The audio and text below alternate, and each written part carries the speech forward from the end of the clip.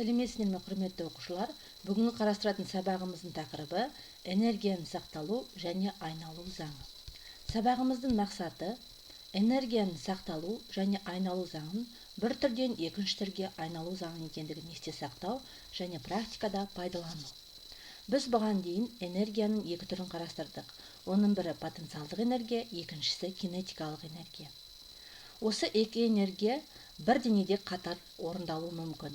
Мысалы, аспанда ұшып жүрген ұшақта қандай да бір белгілі бір биіктік болады. Ендеше онда потенциалдық энергия болады.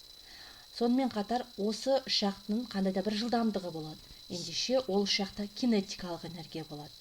Ендеше бұл энергиялар өзгеріп отырады. Себебі жаңағы ұшақтың жылдамдығы біресе артуы мүмкін, біресе кемуі мүмкін. Сол сияқты ұшақтың биіктігі де жоғарылауы мүмкін, немесе төмендеуі мүмкін. Сондықтан бұл энергия бір түрден екінші түрге түрленіп отырады.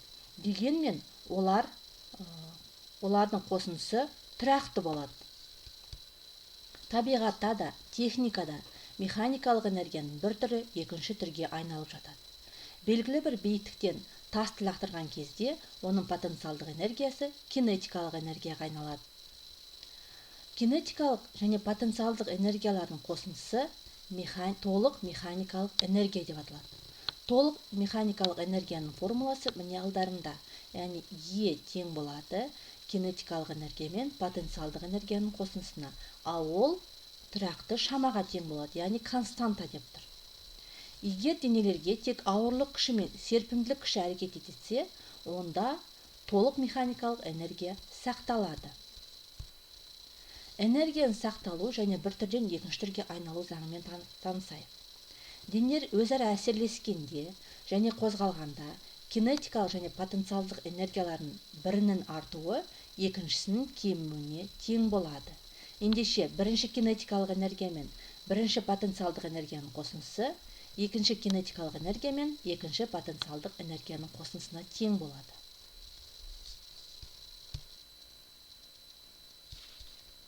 Азайып, блок пен тақтайдың ішкі энергиясына айналады.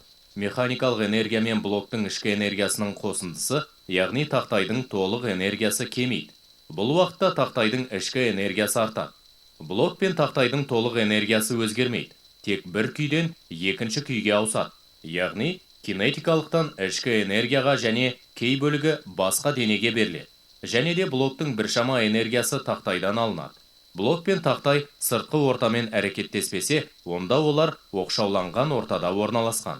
Оқшауланған ортадағы денелердің энергиясы өзгермейді. Серіппедегі энергия жүктің кинетикалық энергиясына ауысады. Бұл жағдайда энергия жоғалып кетті деп ойлауымыз мүмкін. Негізінде ол серіппенің және қоршаған орта ауасының ішкі энергиясына түрленуі мүмкін. Егер осы тәжірибені вакуумда оқшауланған ортада жасасақ, онда толық энергия серіппенің ішкі энергиясына айналады. Энергияның сақталу заңынан мынандай тұжырым жасаймыз, балалар. Табиғаттағы энергия жоғалып кетпейді және жоқтан пайда болмайды. Ол тек бір түрден екінші түрге айналады. Енді балалар, күнделік KZ сайтынан осы тақырыпқа байланысты тапсырмаларды жүктеп алып, маған орындап WhatsApp желісі арқылы жібересіңдер. Мен сендерге кері байланыс орнатып, яғни бағаларыңды күнделік KZ-тен көре аласыңдар. Сау болыңдар, балалар.